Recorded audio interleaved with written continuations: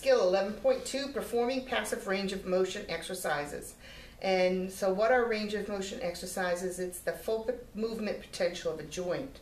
So it's us going to be putting joints through their full movement cycles, okay? And what do you want to do first before you perform range of motion? You want to review their chart and their medical history for possible restrictions. I know many of you have heard about hip replacements and knee replacements. And for those clients, we don't want to put their joints through particular movements because we could actually harm that replacement. Some people have had shoulder surgery or elbow surgery, and their joint is not able to do those movements. So you always want to check their chart and medical history, okay? And then we're going to perform WIPSA. And then we're going to assist the client to a supine position. Okay, so they're going to be laying flat on their back in bed, okay? We're going to put them by us, as close to us as possible, so we're not reaching over the bed. And we're going to expose only the body part requiring exercise. So if we're just working with their upper arm, with their arm, we don't want to have to uncover from the neck down to the feet. We can literally just uncover the left arm or the right arm, whatever one that we're working with, okay? You want to place the client's feet together with hands at side, okay? So really they're just laying flat like a board on the bed, leaving space behind the head and the feet if you have to do a full body range of motion, okay? You're going to perform required exercise in a head-to-toe format, meaning if the order states to perform range of motion on your patient, then you will start at the head and you will work to the toes and you will work every joint there in between. If your order states range of motion on left upper arm, then you're only going to perform it on the left upper arm. So you're going to do whatever is ordered, okay? You're going to follow a repetitive pattern and you're going to return to a starting position after each motion. What does that mean? That means that if your hand starts out like this and you bend it up for the exercise, you're going to return it to the position it was. Okay, that's the starting point. You're going to repeat. Oh, this is important. You may see this, okay? Repeat each motion 3 to 5 times on the affected limb, okay? So if this is the exercise, 1, 2, 3, it's going to be 3 to 5. 4 is acceptable. 5 is acceptable. Okay? You're going to support the limb being ranged above and below the joint. Okay. So if I am exercising this wrist right here, okay, this wrist joint, I am going to support my forearm here, and I'm also going to support the hand here, okay? And you'll see this when I show you how to perform the exercises when I do the lower extremities. I'm going to show you how to do the upper extremities on myself because it's easier to manipulate my own joints versus the mannequin who's quite stiff. So just when I'm doing it, know that I would have been supporting my forearm in my hand, okay? You're going to assess for pain by eliciting client self-report, meaning you're going to ask the patient prior to, during, and after doing range of motion whether they're in pain, okay? You're going to observe the client for nonverbal behavioral cues of discomfort or pain. So there are some people that don't have any issue with telling you that they're in pain. There are some people that will never tell you they're in pain. They're what we call stoic. They can be in excruciating pain, but you will never see it. Okay, they will never state it to you. But there are nonverbal or behavioral cues that they will emit. Okay, you'll pick up on these as you work more and more with people. So you're gonna be looking for that, okay? And you're gonna accept the client's self-report or behavioral cues as is. So if they say it hurts, it hurts. Okay?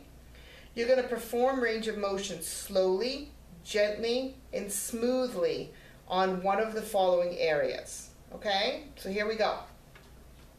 The first one we're going to do is the neck. Okay? And the first thing you're going to do is you're going to remove the pillow from behind their neck. So take that pillow out. Okay? And then we're going to flex and extend the neck. And basically what that is chin to chest and then head back. Chin to chest and head back. You're going to do that 3 to 5 times.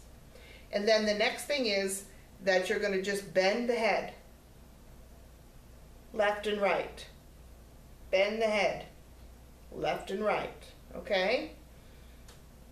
And the third thing you're going to do is chin to shoulder.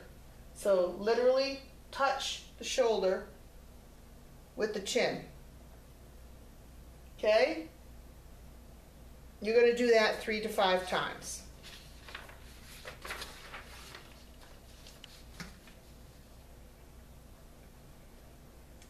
The next is shoulder.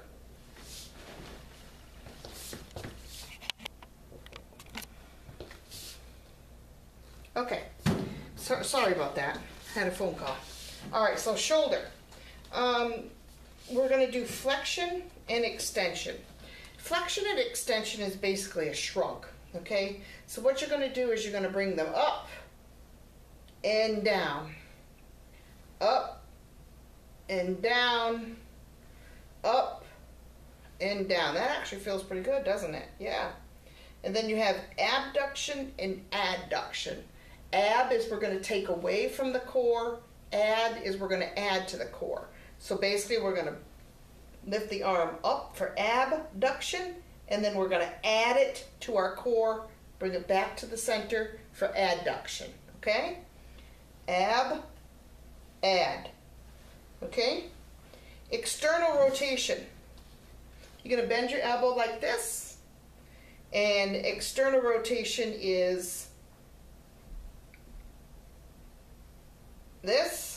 Internal rotation is this. Now, if they were laying down on the bed, their arm is flat on the mattress, this hand is on the mattress, okay? You're basically going to take this right here and move it up and down onto the mattress, and then you're going to bring it back down onto the mattress, okay? So that's external, internal, okay? And then circumduction is this, right around in a circle. Okay? Right around in a circle. That's circumduction. Oh, that feels good too. Oh, yeah. Okay. All right, so now we're going to work on the elbow. The elbow, okay? Flexion and extension. Put your arm like this, okay? Flexion is touch your fingers to your shoulder, okay? Extension is straight out again. Flexion, extension. Flexion, extension. Okay? Rotation for supination and rotation for pronation. Okay? Your hands like this. Okay, I'm sorry, your hands like this, right? Rotation for supination, rotation for pronation. Supination, pronation. Supination, pronation. Got it? Okay. The next one we're going to work on is wrist. Okay? Wrist. We got flexion and extension. Okay? So then we have straight out, bend fingers with the other hand. Oops. I'm sorry. You want to bring them up. Okay, that's flexion, right? Extension is flat. Hyperextension is down. There's 3 movements here. Extension, flexion, extension, hyperextension. Extension, flexion. Extension, extension. Okay, you got that? And then we have radial flexion and ulnar flexion. So we're going to bend the wrist in towards the thumb for radial flexion and out towards the pinky finger for ulnar flexion. Radial flexion, ulnar flexion. Radial, ulnar. Radial, ulnar. Okay?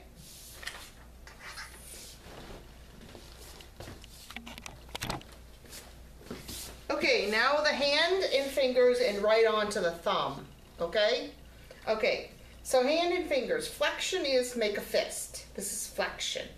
Okay? Extension, straighten out those fingers. Okay? Hyperextensions, bend those fingers back. Okay, that's hyperextension.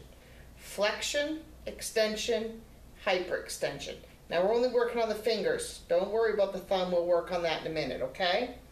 And then we have abduction, adduction. Abduction, adduction. Okay? So flexion, extension, hyperextension. Abduction, adduction. Got it? Okay. Now the thumb. So we're going to have flexion is to move the thumb across the hand towards the pinky. So that's flexion, right? Extension is to move it back. So flexion, extension. Got it? Abduction, adduction is you pull it back.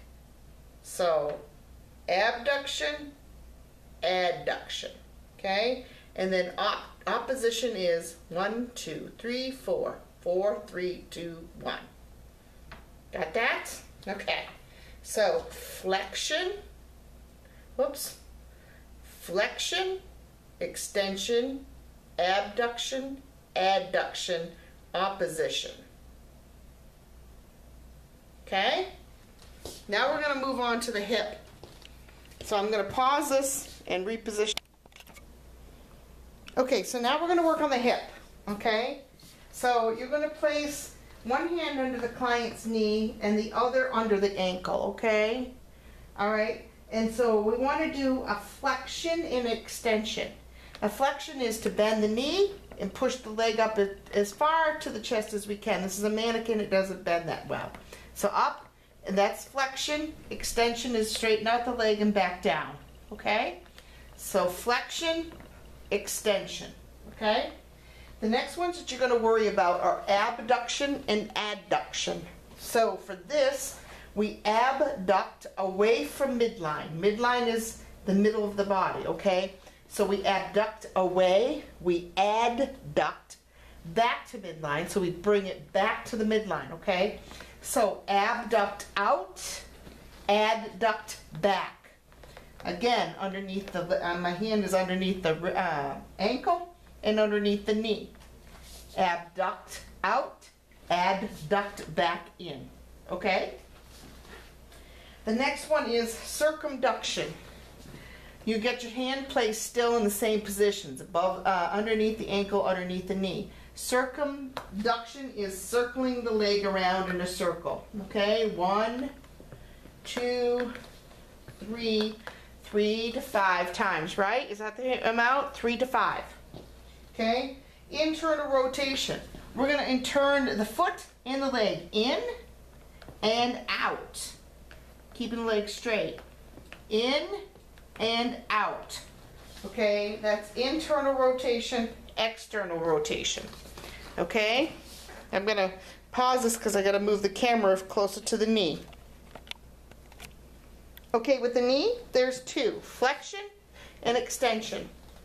Again, this is a mannequin, doesn't really bend as well. I'd show you on me, but I don't have very good knees. So, okay, so what you're going to do is you're going to bend the leg, and you're going to bring the heel towards the thigh as much as you can. Okay? That's flexion, and then bringing it back to straight is extension. Flexion, extension. Okay, I'm going to move to the foot now. Okay, so now we're on the ankle joint, okay? What we want to do here is extension and flexion, okay? And extension is you're going to move the foot so the toes are pointed downward. So extension, flexion. Extension, flexion, okay? So that's the ankle. Now the foot itself, okay? You're going to place a hand on the client's ankle and the other over the arch of the foot, okay? Now you want to turn just the foot, not the whole leg, okay? Just the foot, okay? So we want to move it outward is eversion, inward is inversion, into the center. Exit, eversion, exit away from midline, eversion, inversion in, eversion out, okay? Toes. Can you see the toes? Let's try to move that just a little bit. Sorry, I don't mean to make you dizzy. Okay, let me pause this. Okay, so now we're on the toes, okay? I brought it up close so that you can see what I'm doing, all right? So the flexion is you're going to place your one hand over the arch of the foot, okay? Just like this, okay? And then you're going to place your fingers of the other hand over the toes, and you're going to curl the toes inward. So in and out. So it's going in and out. In and out. Okay? So flex, extend. Flex, extend. Flex, extend. Okay? Now abduct is pulling the toes apart. Okay? This is ab, add. Ab, add. Ab, add. Okay? So abduction, adduction. Got that? Okay. So then we're going to move to the other side of the bed and repeat the same exercises that we just did from the neck on down on the other side of the body, okay? And then you're going to position your patient in comfort and return the bed to its lowest position.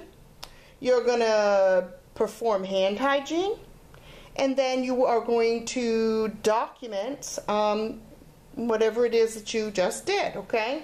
Don't forget before you leave the patient to make sure that he has the, that's right, call bell and any other items that he may need, okay? All right, so that's it. That was skill 11.2, performing passive range of motion exercises.